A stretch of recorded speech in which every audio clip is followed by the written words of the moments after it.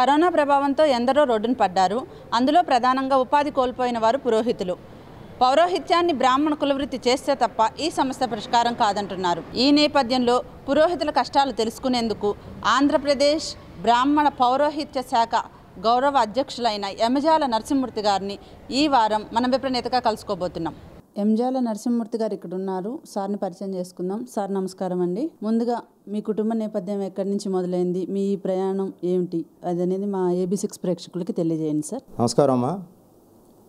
ముందుగా AB6 ప్రేక్షకులందరూ కూడా నమస్కారాలు, శుభాభినందనలు తెలియజేస్తూ గోబ్రాహ్మణేభ్య శుభం భవతు అనే ఈ బ్రాహ్మణుల కోసం ప్రత్యేకంగా ఒక న్యూస్ ఛానల్ ఏర్పాటు చేసి ఎందరెందరో విప్రనేతలందరినీ కూడా గుర్తించి వారి చేత మీరు చక్కగా ఇంటర్వ్యూస్ అవి తీసుకుంటున్నారు. చాలా సంతోషం అమ్మ. ఇది చాలా అవసరమైంది బ్రాహ్మణ సమాజానికి. నన్ను ఒక మంచి ప్రశ్న వేశారు. మాది పశ్చిమ గోదావరి జిల్లా భీమవరం అమ్మది. మనది వేదభూమి.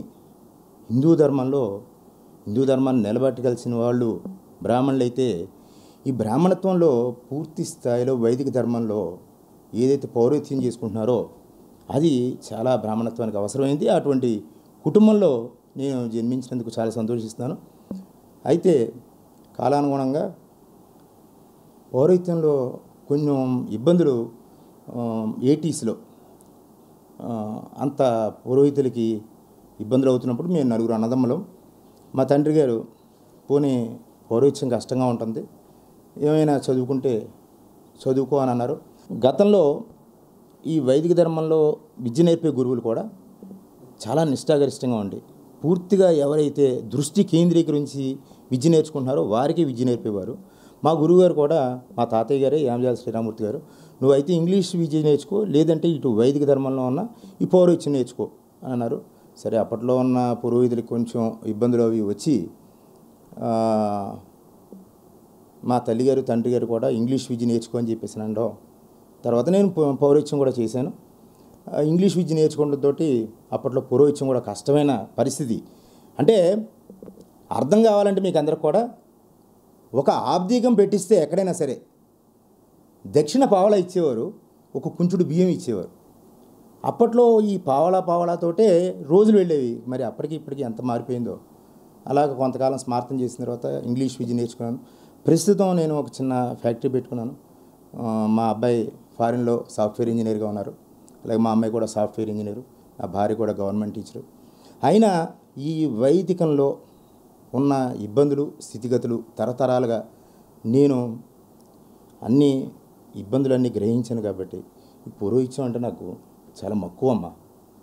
అది ఒక అదృష్టం. అటువంటి కుటుంబంలో నేను పుట్టడం అన్నది ఒక అదృష్టం. సార్, పౌరోహిత్య బ్రాహ్మణ సంఘం ఏర్పరిచి మీరే అధ్యక్షులుగా కొనసాగుతున్నారు.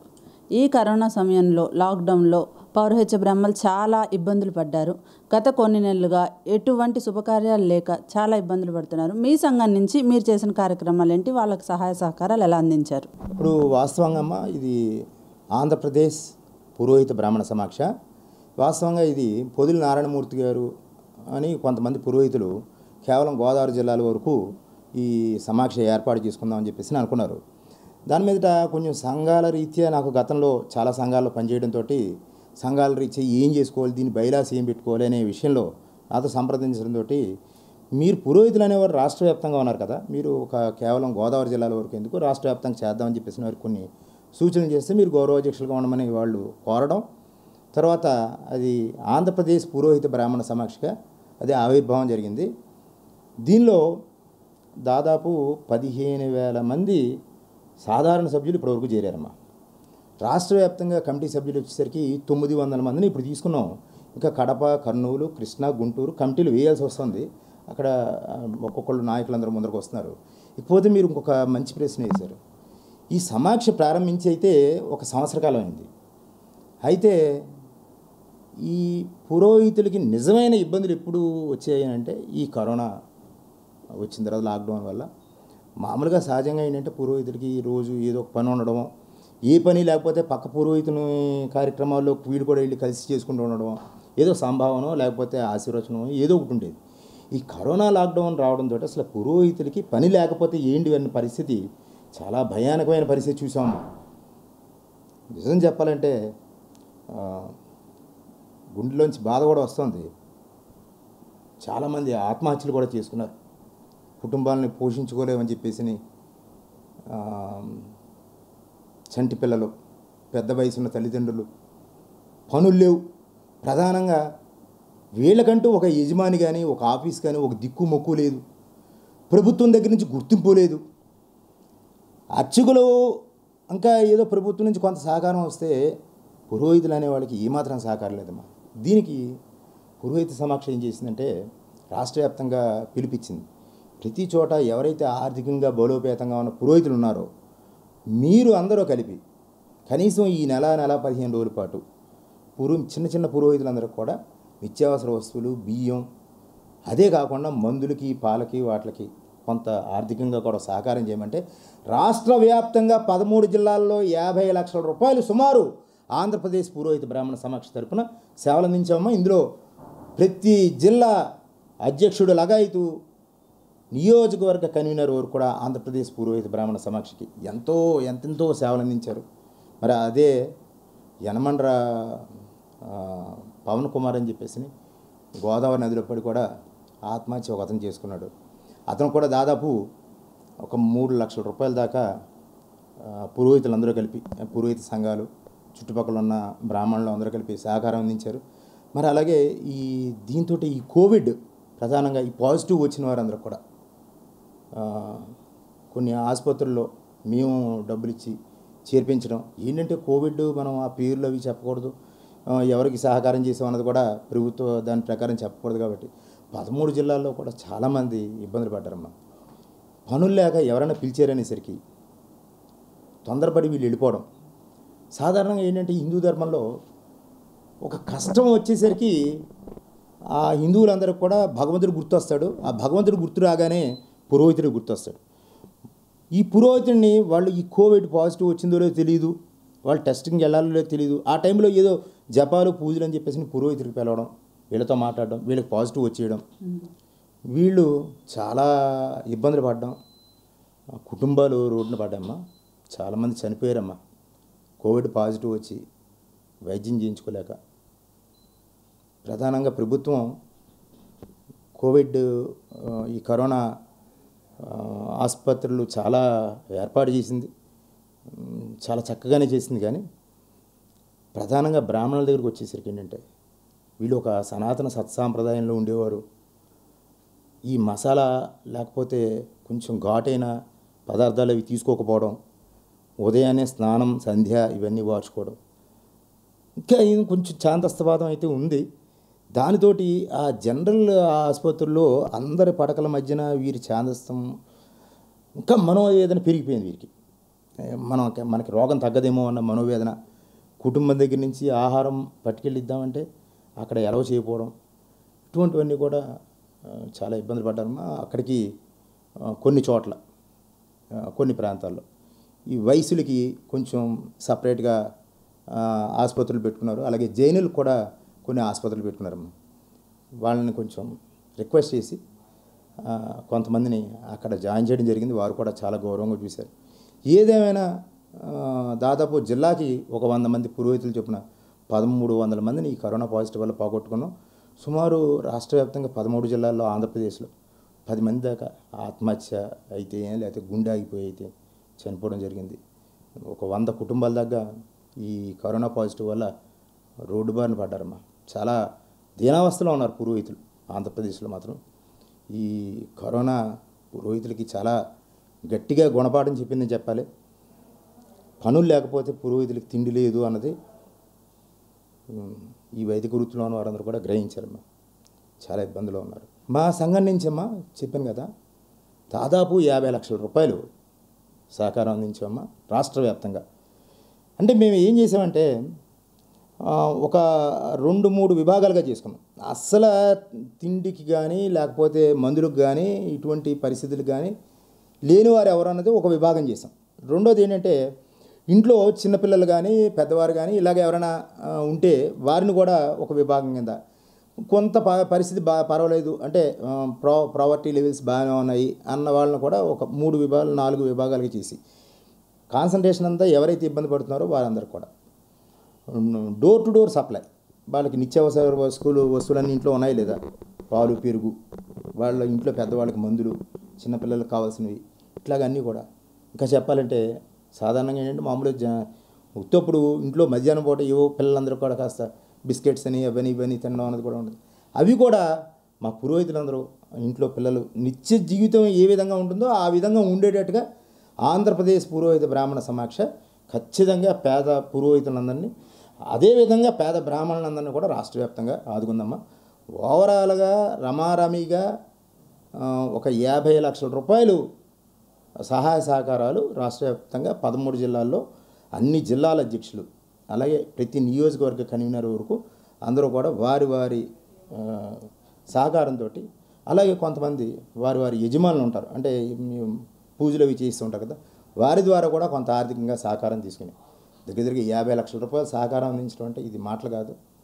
చాలా చిన్న చిన్న కార్యక్రమాలు చేసుకుని ఈ పురోహితులు చాలా మంచి చక్కటి సేవలు అందించారమ్మా.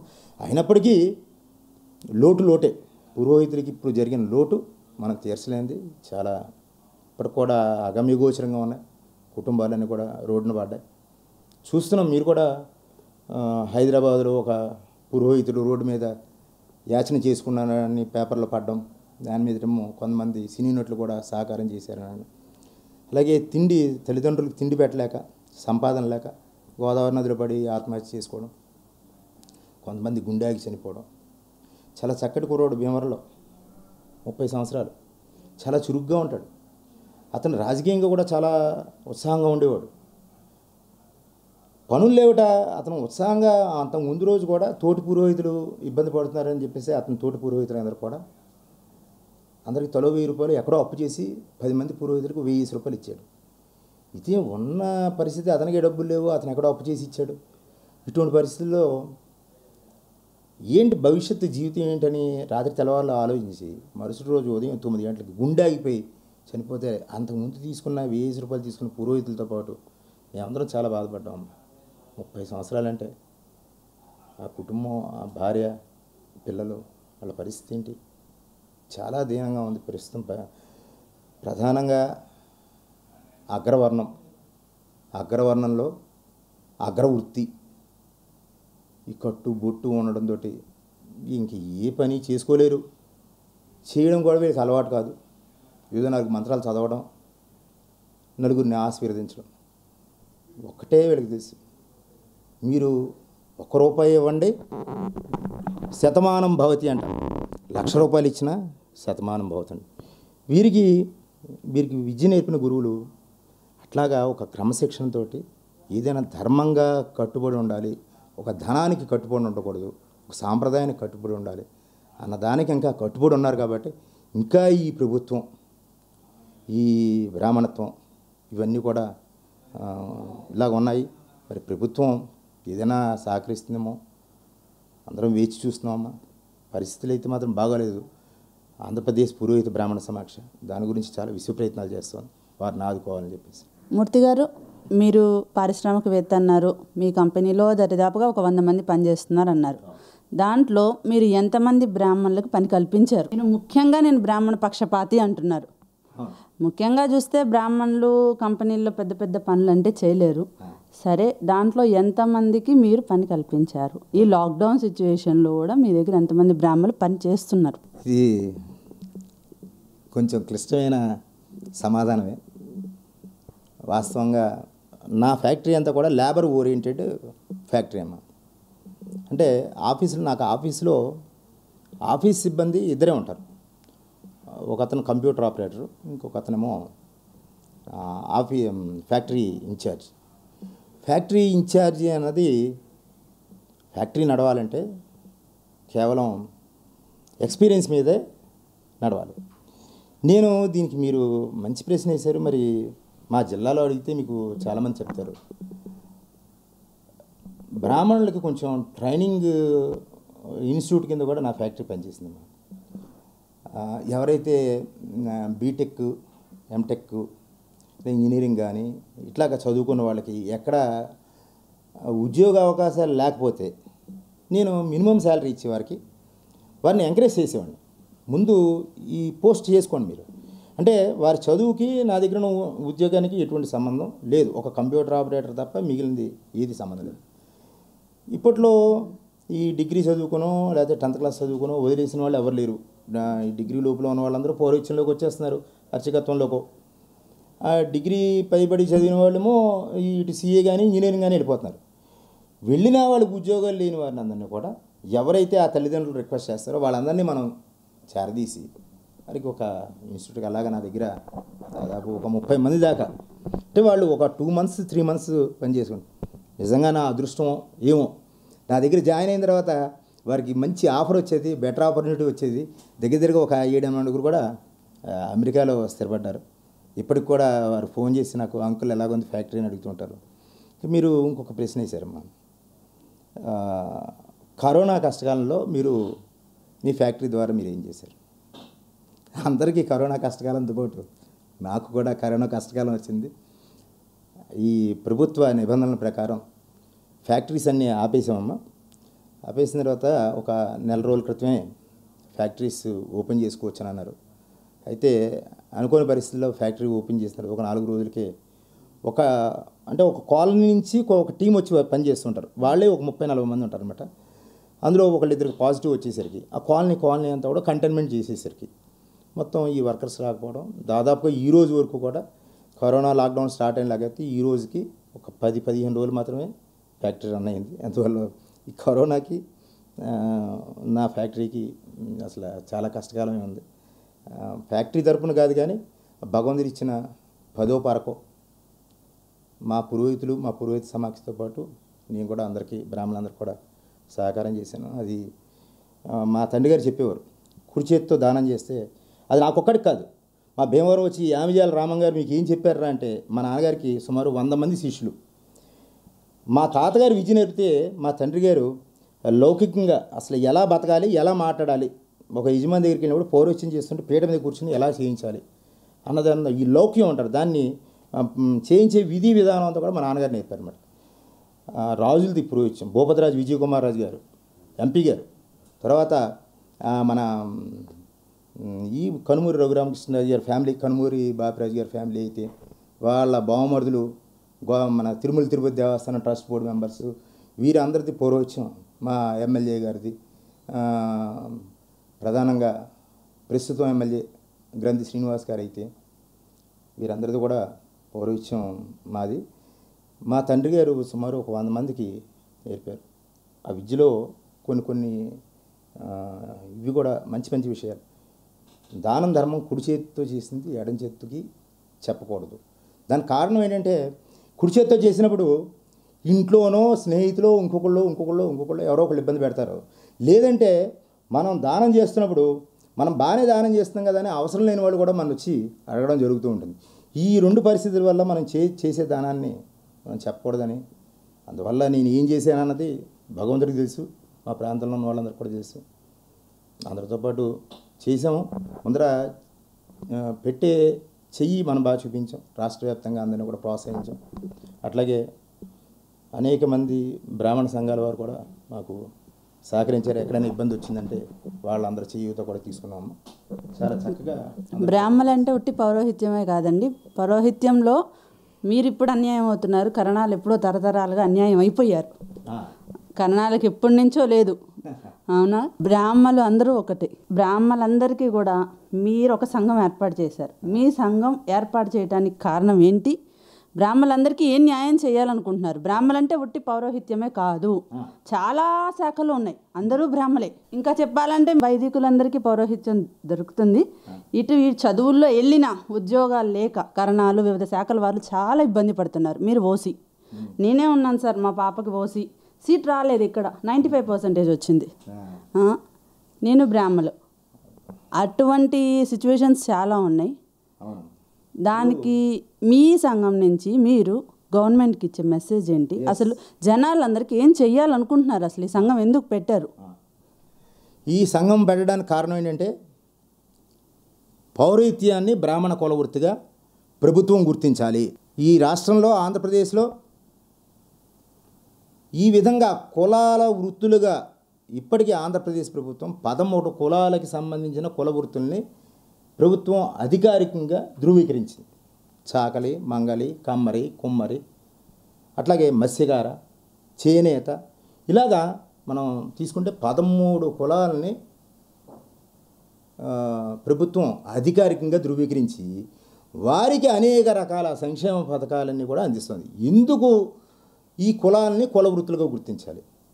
ఈ కుల వృత్తులు అనేవి కనుక గుర్తించి ప్రభుత్వం ఆదుకోకపోతే భవిష్యత్తులో ఈ కులాలకు సంబంధించి కుల వృత్తులు చేసేవారు. అంటే మనకి కుండ కావాలంటే దొరికే పరిస్థితి లేదు. ఇప్పుడు బట్టలు ఉతికించాలంటే చాకలి ఇంటికి వచ్చి బట్టలు ఉతికే పరిస్థితి లేదు.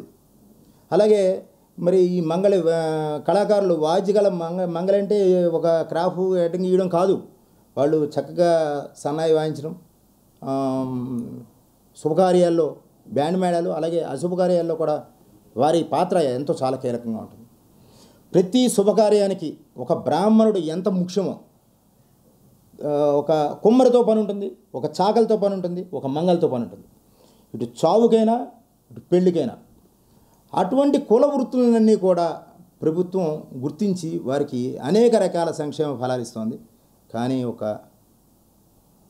అణగారిన అగ్రవర్ణం, పిలవడానికి అగ్రవర్ణం, మీరు అన్నారు గతంలో కరణాలు ఉండేవారండి.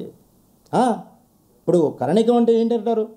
కరణికం అంటే ఎట్ ప్రజెంట్ రెవెన్యూ డిపార్ట్మెంట్, ఏదైతే రెవెన్యూ డిపార్ట్మెంట్ ఉందో ఆ రెవెన్యూ డిపార్ట్మెంట్ అంతా కూడా కరణాలు చేసేవారు.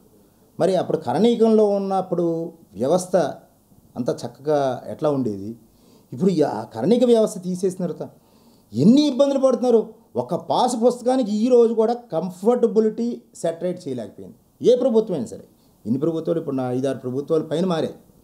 కానీ ఈరోజు కూడా అప్పట్లో కరణికాలు జమాబందీలు అనేవారు, చక్కగా ఎవరి పట్టాలు అవన్నీ కూడా ఖచ్చితంగా ఉండేవి.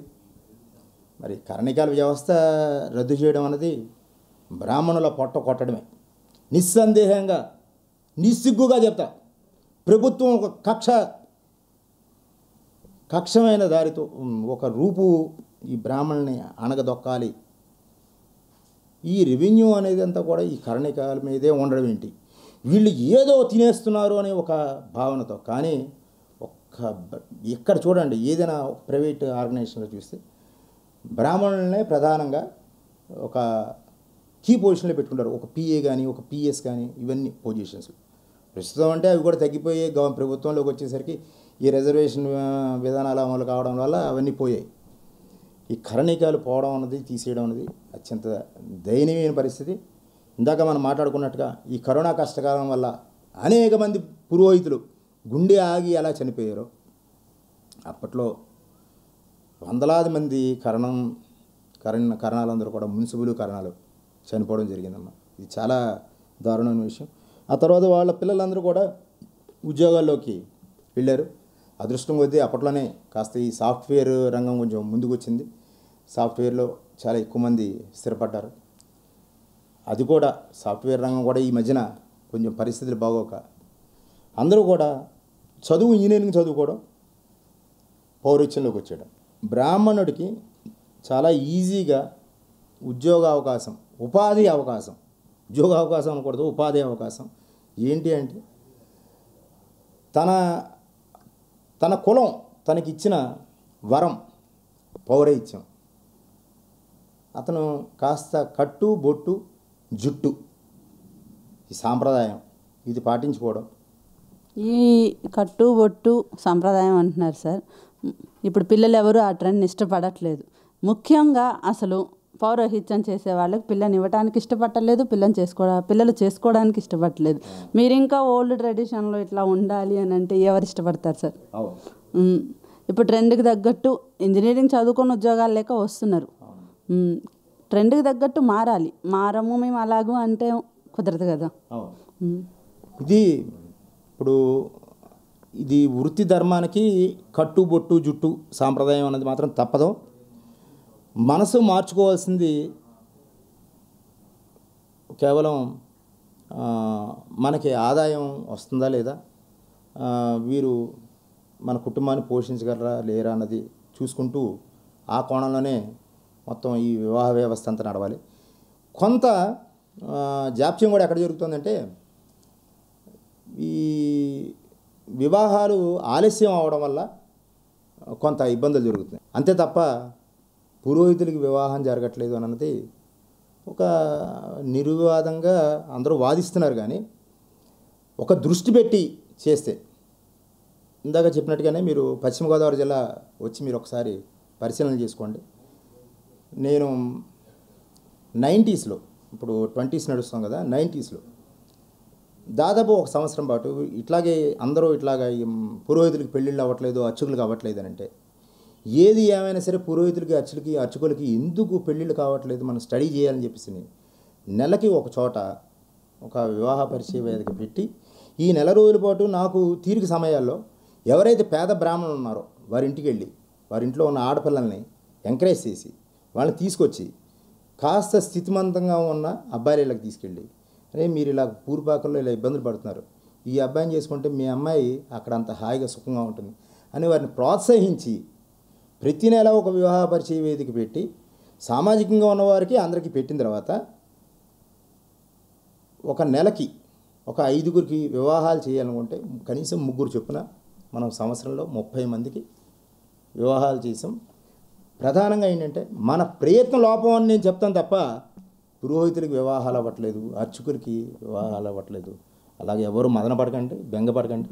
అతి త్వరలో ఆంధ్రప్రదేశ్ పురోహిత బ్రాహ్మణ సమాక్ష కూడా వివాహ సమాచార కేంద్రం ఏర్పాటు చేసి అందరికీ వివాహాలు త్వరితగతిన అయ్యేటట్టుగా ప్రయత్నాలు చేస్తాం. పౌరోహిత్యం అంటే వైదికులకు మాత్రమేనా? బ్రాహ్మణుల వివిధ శాఖల వారు ముఖ్యంగా కర్ణికం పోయిన తర్వాత చాలామంది పౌరోహిత్యంలోకి ఎంటర్ అయ్యారు. వాళ్ళని కూడా గుర్తిస్తున్నారా పౌరోహితులుగా?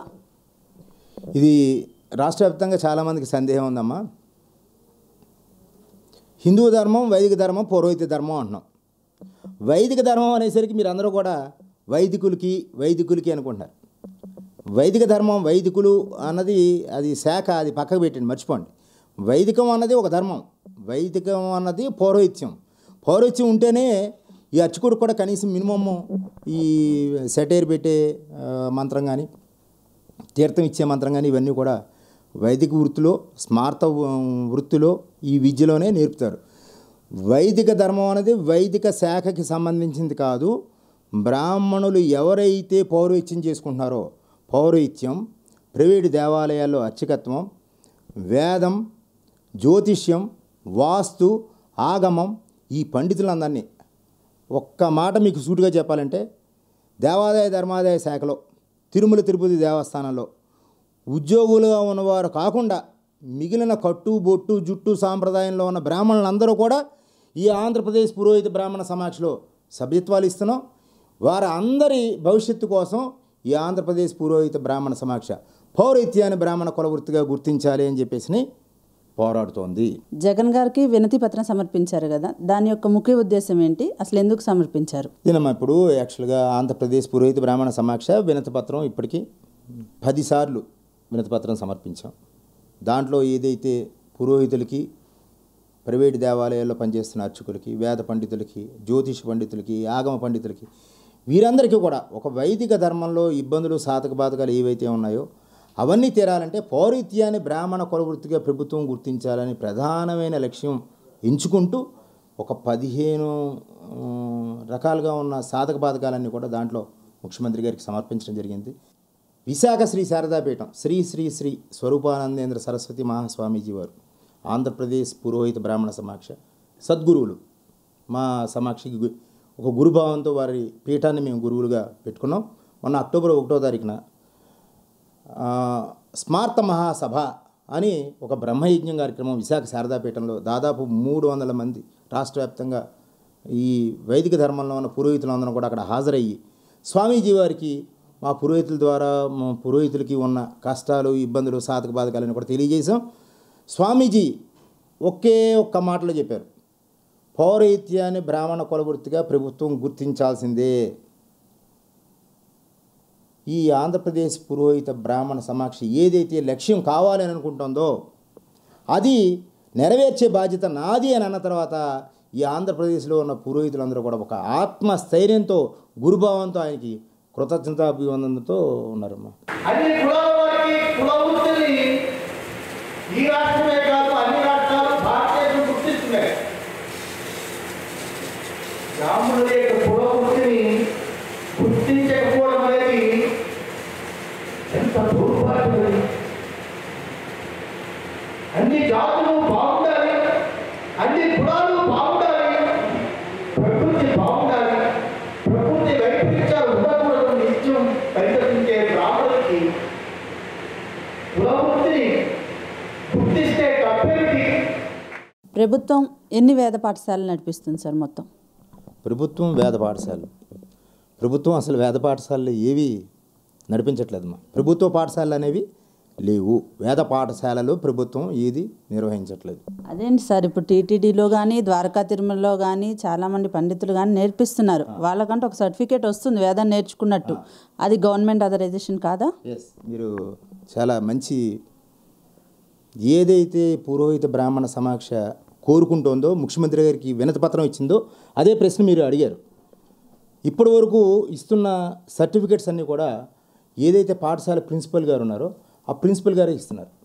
దాని మీద ఎక్కడ కూడా ప్రభుత్వ లోగో, ప్రభుత్వ ఎంబ్లమ్ ఉండదు, ప్రభుత్వ రిజిస్ట్రేషన్ సర్టిఫికేట్ కూడా ఉండదు.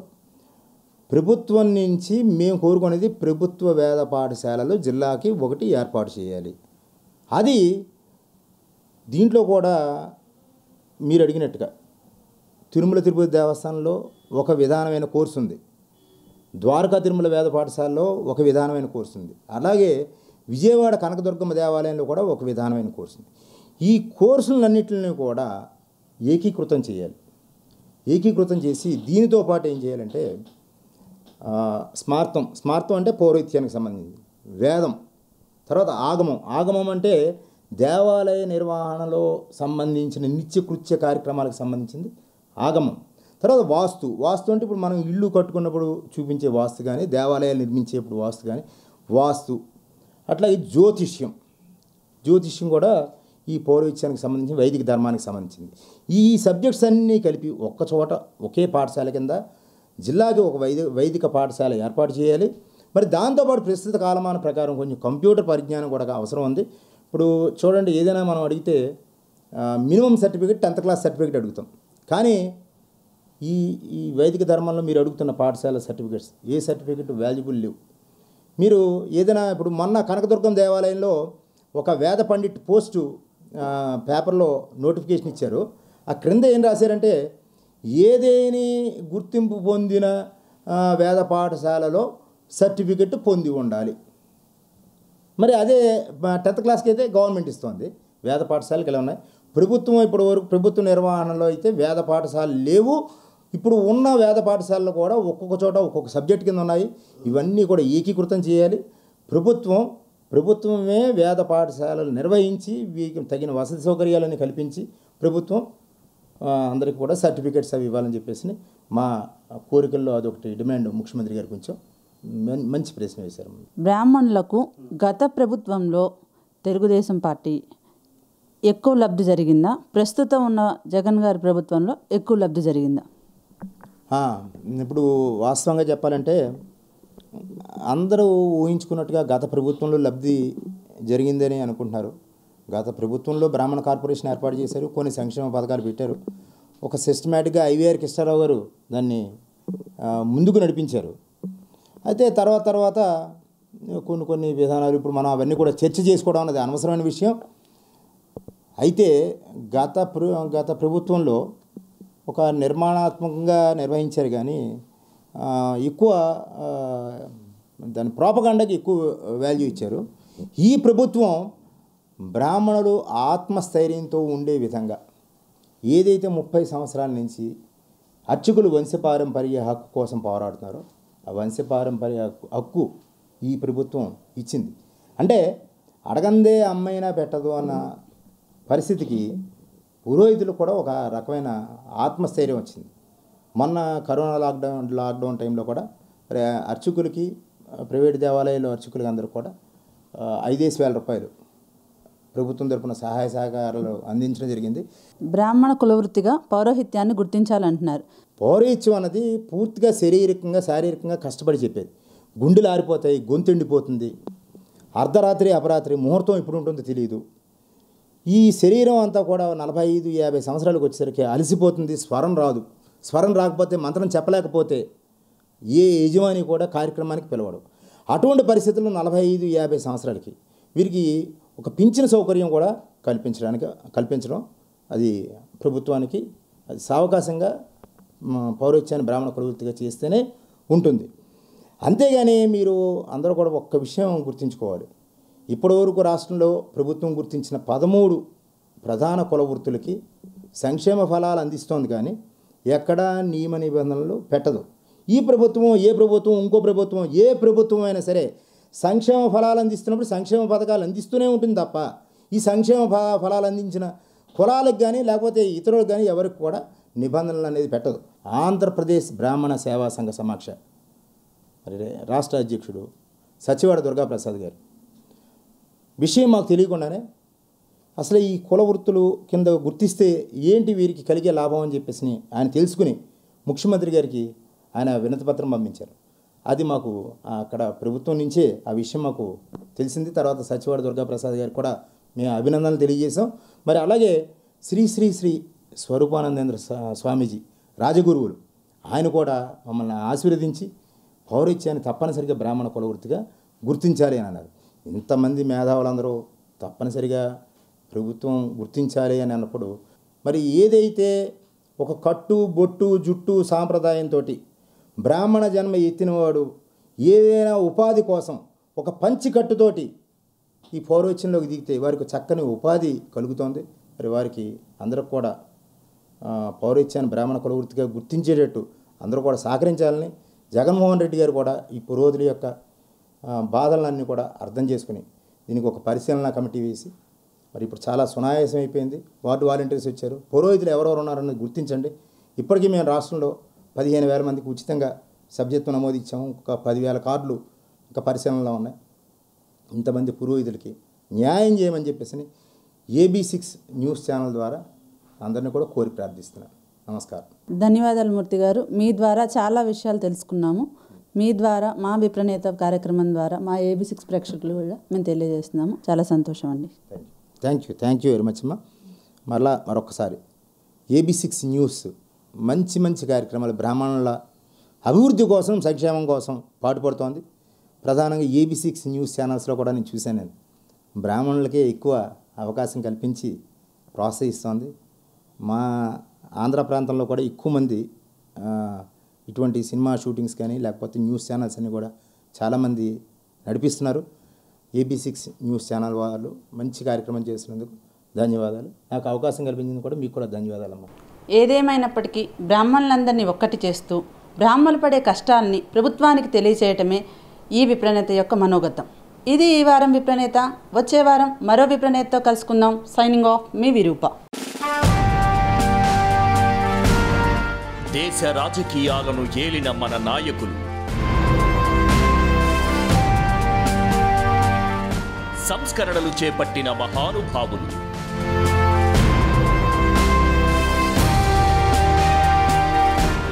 ఆర్థిక పరిస్థితులను అంచనా వేసిన అపర చాణక్యులు,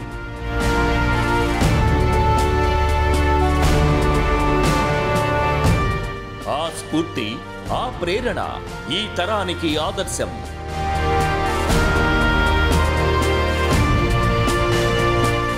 సమస్యలపై పోరాటం చేస్తూ దూసుకుపోతున్న ప్రతినిధులు, అన్ని వర్గాల వారితో మమేకమవుతున్న మన వాళ్ళు, ప్రజా ప్రతినిధులుగా ఎదుగుతూ రోల్ మోడల్గా నిలుస్తున్న యువనేతలు,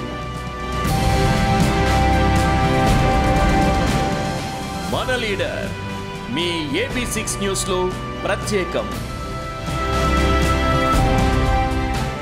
AB6 న్యూస్, ఇది పూర్తిగా ఉచితం.